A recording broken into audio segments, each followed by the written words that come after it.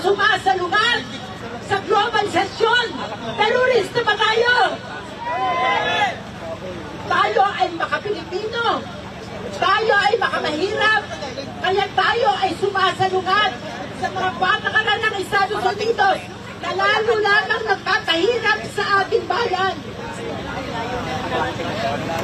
Si Rubio ay isang implementor ng patakarang genosidyo na sumikil sa buhay ng mga Palestino.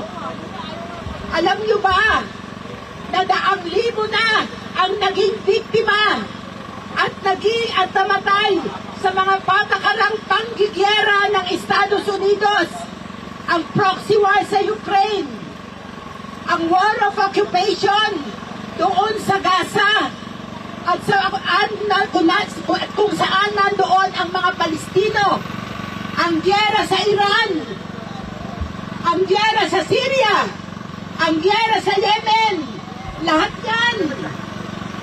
Si Rubio ang nag-i-implement para malipol ang mga kalaban ng Estados Unidos. Ngayon, nandito siya. Nandyan sa ASEAN meeting at ibinebenta itong Pax-Silica. Ibinebenta itong pagtatanggal daw ng ICC, pagbubuwag ng ICC, International Criminal Court. Hindi ba isinusulong natin yung paghusga bilang mamamatay tao at makonvict si Duterte doon sa ICC?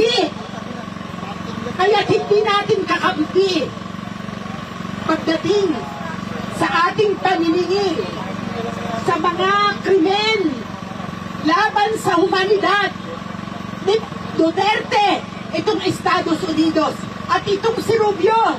Kasi sapagkat ngayon po umiikot siya hindi lamang dito sa Asia kung hindi sa buong mundo para buwagin, para kumampi sa kanilang posisyon na buwagin na itong ICC. Kaya mga kasama, huwag tayong pumayag na makiisa dito sa foreign policy ng Estados Unidos. Ito lamang rehimen ni Bongbong, si Bongbong mismo na pinakatuta dito sa ating bansa ang kayang tumanggap na kalat ka rin tayo sa giyera at ganun din hindi managot ang mga may sangkot sa krimen katulad ni Duterte. Kaya mga kasama, ipagpatuloy natin ang ating mariin na sigaw, imperialismo! Ibagsak! Imperialismo! Ibagsak! US imperialist! #1 terrorist! Muli, sabihin natin, si Rubio ang nanggugulo sa buong mundo. Ang dala niya ay delubyo, disaster. Kaya dapat siyang itakwil, huwag siyang payagan na manatili, hindi siya welcome dito sa ating bansa. Mabuhay ang pakikibaka ng sambayanang Pilipino! Maraming salamat mga kabayan President Lisa Masa. Para formal na tapusin ang ating programa, tinatawagan natin si Arnold Padilla ng ILPS Philippines. Imperialismo! Ibagsak! Sa mga pulis, may tanong ako sa inyo. Bakit kayo gigil na gigil? Ha? Ano bang sinabi sa inyo ng boss nyo? Sino yung binabantayan nyo? Sabi ba sa inyo, big time yung bisita? Big time nga yan! Big time na kriminal! War criminal! Big time na terorista! Alam niyo kung sino yung pinoprotektahan ninyo? Alam niyo ilang bata pinatay niyan sa Iran? Lagpas 200! Alam niyo ilang bata pinatay niyan sa Palestine? Lagpas 20,000! Yan ang pinoprotektahan ninyo. Yang si Marco Rubio. Alam ninyo kung sino ang backer niyan ng mga korporasyon? Yung gumagawa ng mga Tomahawk missile na binabagsak nila sa Iran. Ang backer niyan yung gumagawa ng mga fighter jet na pumapatay ng mga bata sa Palestine. Yan ang pinoprotektahan ninyo. Tapos dadahasin ninyo kami. Tapos tatawagin kami ni Rubio, ni Bongbong na mga terorista. Mga halimaw. Mga halimaw sila at kung magpapagamit kayo sa kanila, mga halimaw din kayo. Libo-libong bata pinapatay sa buong mundo ni Rubio, ni Trump ng imperialismong US. Kami, pumunta rito para lamang magpahayag, mapayapang magprotesta, magpaabot ng aming mga panawagan. Pero ano ang ginawa ninyo?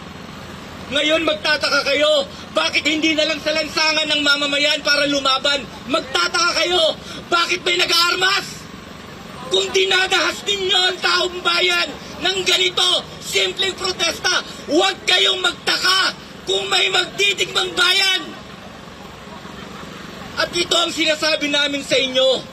Dinahas ninyo kami ngayon, pinigilan ninyo kami, pero pangako namin, babalik kami, mas marami, ipagpapatuloy ang paglaban ng mamamayan, ipagtatagumpay ang pagtatayo ng lipunang totoong may kapayapaan, kalayaan at totoong kaunlaran.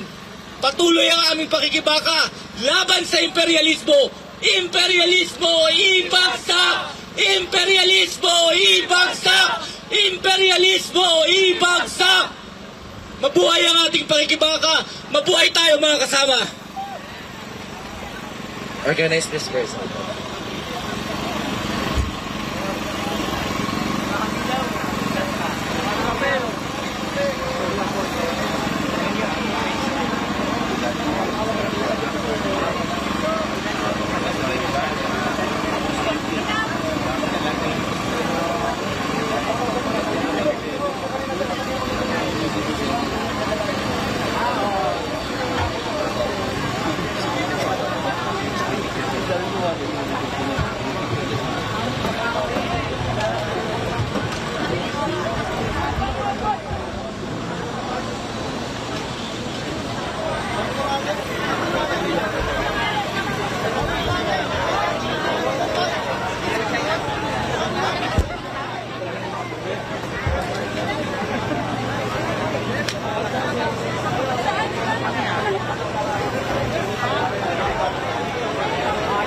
Hello mga kasama, organized dispersal po tayo. Tiyakin po natin na nasa sa gilid ko tayo, sama-sama po tayong aalis para matiyak natin na walang nang madadampot sa atin ng kapulisan.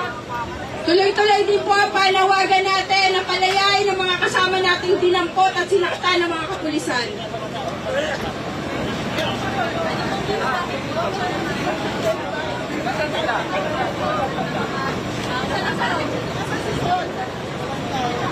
Akala ko sinisinter sa buko eh.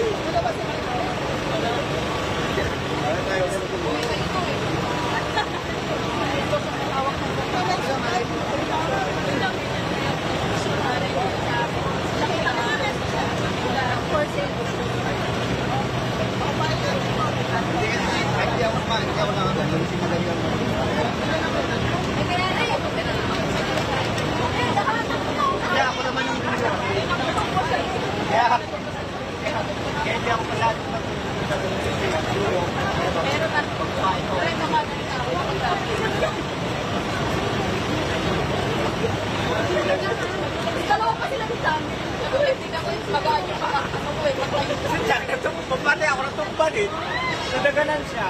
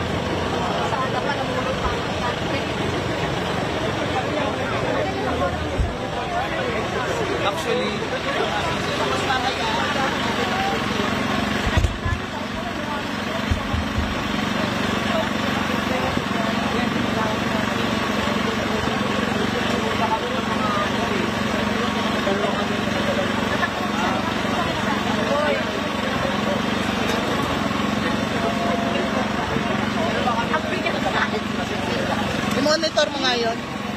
Ano nangyayari? Ha?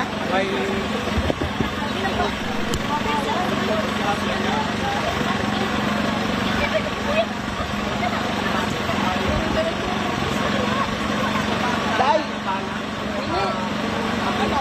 Hindi pa po eh. Nakapunta na po sa Attorney Sol. Kaya sa kaya kami palampasin para sundan din si Attorney Sol. Siya lang mag-isa. Ayaw magpasama eh. Hindi pa din nakapala. Hindi pa din pinapala. Hindi pa rin po eh. Tawagan mo si Sol. Hindi, siya lang nakapasok. Can you tell me why you're here and then what you purpose of the rally? Well, we are here to protest in time for the arrival of U.S. State Secretary Marco Rubio here for the ASEAN Summit. We protest Rubio's presence here in the country as the U.S. remains as the biggest war criminal whom we think is responsible for the killings, bombings, and international humanitarian law violations